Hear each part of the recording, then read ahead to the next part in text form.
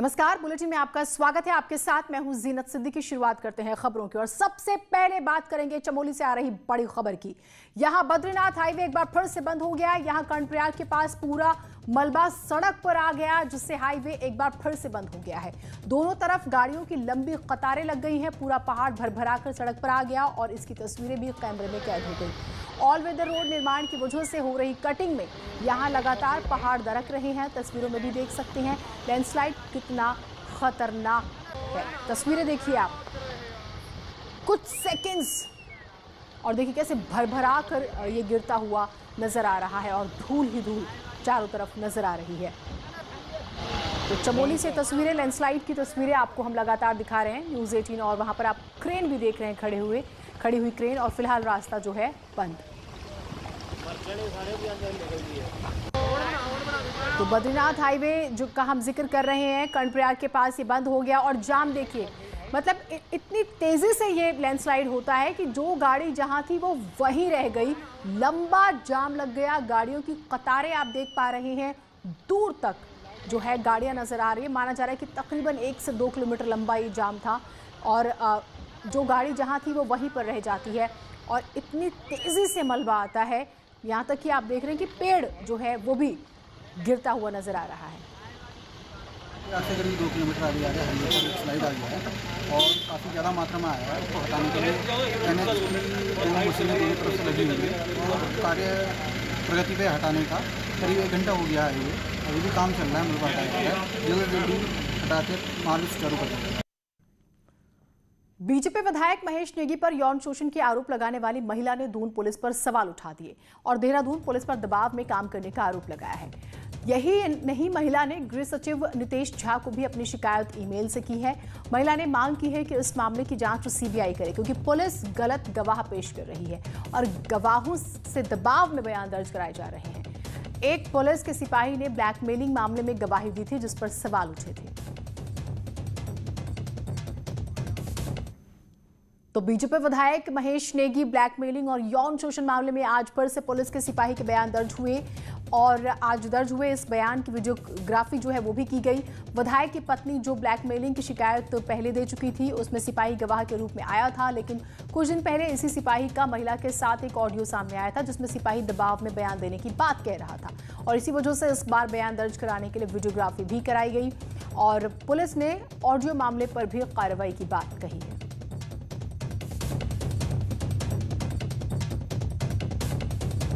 Main focus हमारा इस बात पर था कि जो इसके स्टेटमेंट पुलिस ने पहले रिकॉर्ड किए हैं, क्या उसको लेकर के कोई इस तरह की बात थी कि वो स्टेटमेंट ठीक तरीके से नहीं दिए गए थे या किसी गलत दबाव में वो स्टेटमेंट दिए गए थे, तो उसको लेकर के इसने डिनाई किया है कि कोई इस तरह की बात नहीं थी। इसने जो बात कही है वो कहा है कि उससे पहले एक बार आया था, उस बारे में इसने बात कही है। उधर विकासनगर के सेलाकुई थाना पुलिस पर महिला के साथ मारपीट किए जाने का आरोप लगा है। मामले में पीड़ित महिला के समर्थन में स्थानीय लोगों के साथ पीड़ित महिला ने एसएसपी और महिला आयोग में शिकायत देकर मामले की जांच की मांग की। लोगों ने इस दौरान पुलिस की कार्यप्रणाली पर सवाल उठाए और सेलाकुई पुलिस के खिलाफ प्रदर्शन भी किया। पीड़िता कामिनी देवी का आरोप है कि कल 2 सिपाही उसे थाने लेकर गए और झूठी गवाही देने का दबाव बनाया और मना करने पर मारपीट की गई। शंभू नाम का है, झूठा गवाही दो कि वो मारपीट कर रहा था। हाँ। इन्होंने मना किया तो इनको मारना शुरू कर दिया। अच्छा। और इनको भी मारना शुरू कर दिया। हाँ। और मैं कितना चिल्ला रही थी, सारे पुलिस वाले को बोल रही थी बचाओ कि लेडीज को कैसे मार रहे हैं, मर जाएंगे। हाँ। मैं पकड़ रही थी तो वो डंडा भी खींच रहा था, पूरा डंडा भी पकड़ के खींच ले रहा था। पिथौरागढ़ में बीजेपी नेता पर रंगदारी के मामले में नया मोड़ आ गया है। शिकायत करने वाला ठेकेदार भी इस प्रकरण में बड़े सवालों के घेरे में है। शिकायतकर्ता बड़े अवैध निर्माण को अंजाम दे रहा था और वो भी सरकारी तंत्र की नाक के नीचे।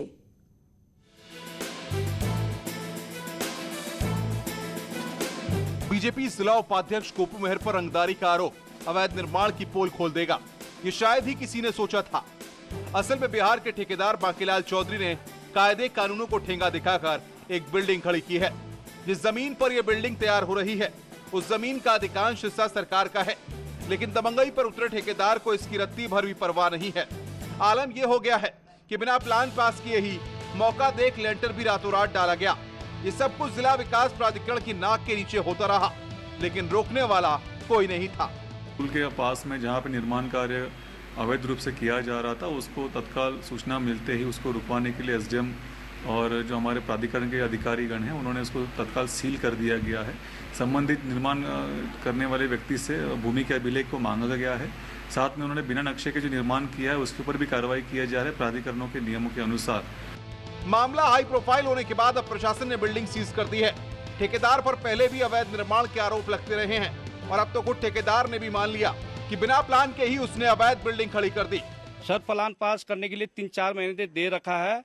मैंने देहरादून से भी कागज आ चुकी है, वहाँ की रसीदें, तब मैंने मकान का काम शुरू कर दिया था। अब ठेकेदार ने अवैध निर्माण से बिल्डिंग खड़ी कर दी तो बीजेपी नेता गोपू मेहर पर भी रंगदारी के आरोप लग गए। अब जांच के बाद ही पूरा मामला साफ हो सकेगा। न्यूज़ 18 के लिए पिथौरागढ़ से विजयवर्धन उप्रेती की रिपोर्ट। और पिथौरागढ़ में ही बीजेपी जिला उपाध्यक्ष गोपू मेहर की गिरफ्तारी को लेकर प्रदर्शन भी हुआ। रंगदारी का आरोप लगाने वाले ठेकेदार ने अपने समर्थकों के साथ डीएम ऑफिस में प्रदर्शन किया। प्रदर्शनकारियों ने शिकायत करने वाले ठेकेदार को जान का खतरा भी बताया है।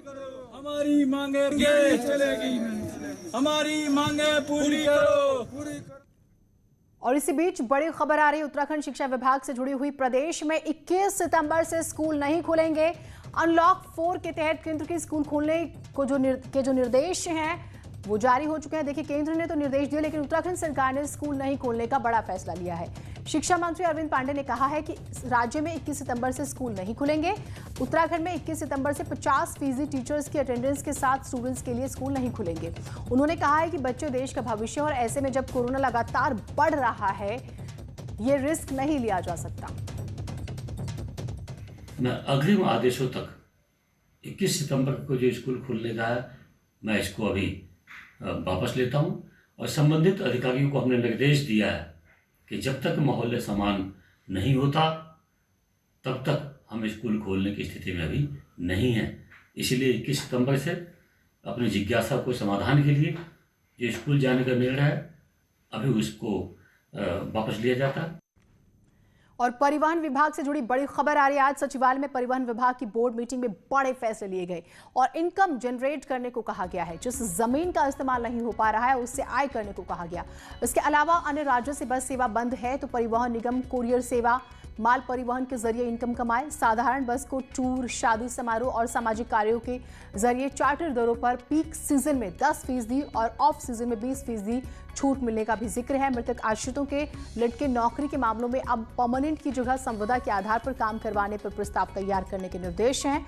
हिल बस अब 6 की बजाय 7 साल में रिटायर होंगी, जबकि मैदानी इलाकों की बस 6 की बजाय 8 साल में रिटायर होंगी। देहरादून ट्रांसपोर्ट नगर वर्कशॉप में सीएनजी पंप लगेगा, यह भी फैसला लिया गया। और इसी बीच बड़ी खबर ऋषिकेश से भी आ रही है। यहां एम्स में रेगुलर एयर एम्बुलेंस सेवा को मंजूरी मिल गई है। डीजीसीए ने रेगुलर एयर एम्बुलेंस सेवा को मंजूरी दी है, जिससे अब उत्तराखंड के और दूर दराज के क्षेत्रों में रहने वाले लोगों को बेहतर स्वास्थ्य सेवाएं मिल सकेंगी।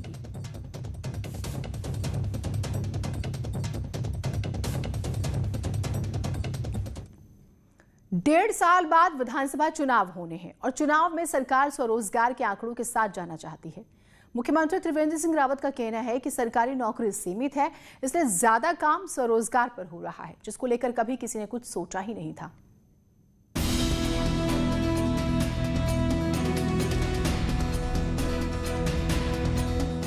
राज्य में कोरोना की दहशत के बीच 6 महीने का वक्त बीत चुका है और कोरोना की शुरुआत के साथ ही कैबिनेट ने मुख्यमंत्री स्वरोजगार योजना पर मोहर लगाई है, ताकि घर लौटे युवाओं और प्रवासियों को स्वरोजगार मिल सके। इसी को लेकर अब आंकड़े जारी किए गए हैं। मुख्यमंत्री स्वरोजगार योजना में 1216 लोगों का 45 करोड़ का लोन मंजूर हुआ। वहीं 86 प्रोजेक्ट के लिए 2 करोड़ 64 लाख रुपए का लोन बढ़ चुका है। प्रधानमंत्री रोजगार सृजन कार्यक्रम में 794 प्रोजेक्ट के लिए 65 करोड़ 91 लाख का लोन मंजूर हुआ। इसमें 38 करोड़ 54 लाख का लोन बढ़ चुका है। मुख्यमंत्री का कहना है कि सरकार का पूरा फोकस स्वरोजगार पर है। इस राज्य का दुर्भाग्य ये रहा है कि स्वरोजगार की कभी किसी ने चिंता नहीं की है। राज्य सरकार ने, मैंने शुरू से एक बात कही कि हम रोजगार की बात करें, हम स्वरोजगार की बात करें।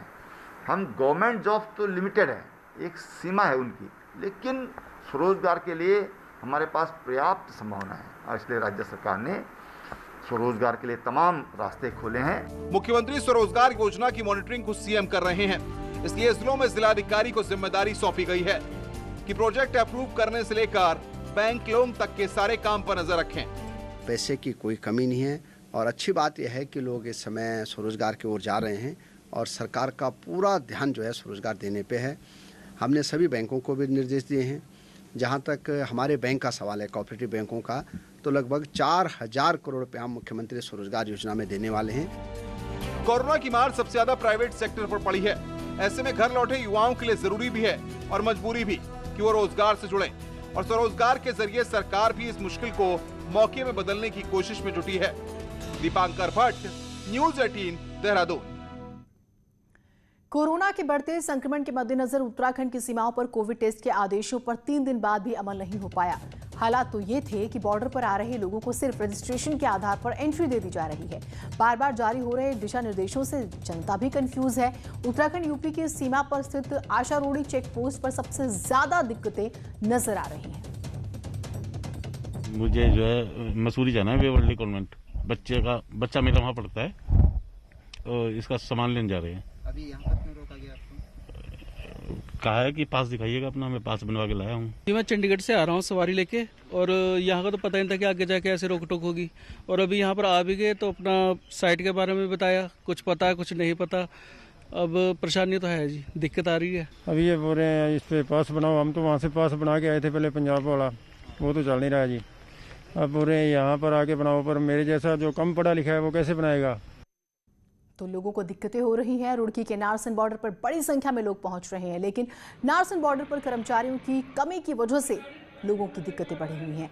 सरकारी तंत्र व्यवस्था बनाने में नाकाम साबित हो रहा है। घंटों इंतजार कर रहे हैं लोग, फिर भी कोरोना टेस्ट नहीं हो पा रहा और लोगों में प्रशासन के खिलाफ नाराजगी है। उधर देहरादून में आज आम आदमी पार्टी के ज्वाइनिंग कार्यक्रम में सोशल डिस्टेंसिंग की धज्जियां उड़ गई। पार्टी में शामिल हुए 100 से ज्यादा लोगों ने कोरोना को लेकर जारी गाइडलाइन की कोई परवाह नहीं की। किसी ने भी मास्क नहीं लगाया था। सबसे खास तस्वीर मंच पर तब दिखाई देती है जब प्रदेश अध्यक्ष SS कनेर मंच पर ही सोशल डिस्टेंसिंग की धज्जियां उड़ाते हुए नजर आते हैं। सवाल पूछा गया तो कहा युवा जोश में है और जोश में गलती हो जाती है, आगे से ध्यान रखेंगे।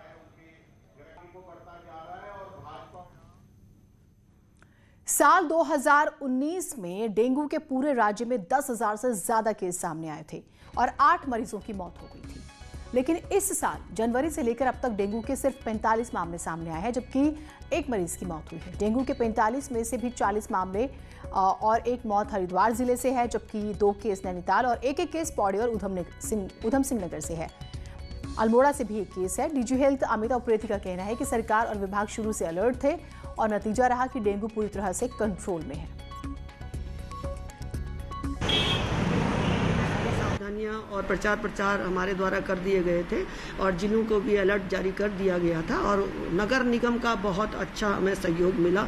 उनके द्वारा जो साफ सफाई है, चाक चौबंद है, वो काफ़ी अच्छी हमको सहयोग मिला। इतने प्रदेश में बुरे हाल हैं और अपनी पीठ थपथपाते रहो आपकी डेंगू नहीं हुआ, फलाना नहीं हुआ। अरे भैया, ऑक्सीजन नहीं मिल रही है, ICU नहीं मिल रहा है, वेंटिलेटर नहीं मिल रहा है। पूरे प्रदेश के अंदर तबाही मचाई हुई है कोरोना ने और ये कोरोना की तबाही जो है केवल सरकार की गैर जिम्मेदारी के कारण है।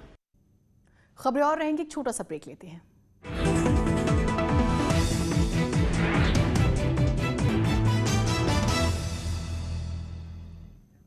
उधर हल्द्वानी में फीस को लेकर रोहित कुमार नाम का एक पार्षद पिछले 45 दिनों से धरना प्रदर्शन और अनशन कर रहे थे। उनका अनशन तोड़वाने के लिए नेता प्रतिपक्ष इंदिरा हृदयेश भी पहुंचती है बुद्ध पार्क में और इस दौरान पार्षद बुद्ध पार्क से कुछ दूरी पर बने जल संस्थान की पानी की टंकी पर चढ़ जाते हैं। काफ़ी मशक्कत की जाती है, वो नीचे नहीं उतरते और होता ये है कि पानी की टंकी पर मधुमक्खी जो है उनका छत्ता बना होता है, वो अचानक से हमला कर लेती हैं और फिर उन्हें नीचे उतरना पड़ता है। और हमारी मांग यही थी कि फीस माफ़ की जाओ। 33 दिन लगातार हमें हो गए थे, इससे हताश होकर मैं आज पानी की टंकी पर चढ़ा, लेकिन शासन प्रशासन को कोई सुध उन्होंने नहीं लिया। आज शायद हम मरते तो उसकी जिम्मेदारी भी शासन प्रशासन की होती। अब ऐसा उनके उत्साह उमंग को कोई रोक नहीं पाया, उनसे मना किया गया था पर वो गए, कोई बात नहीं, आ गए।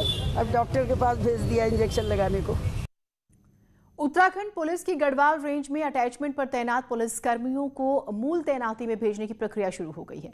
पहले चरण में 34 में से 25 जवानों को उनकी मूल तैनाती में भेजा गया, जिसमें इंस्पेक्टर, एएसआई और कांस्टेबल शामिल हैं।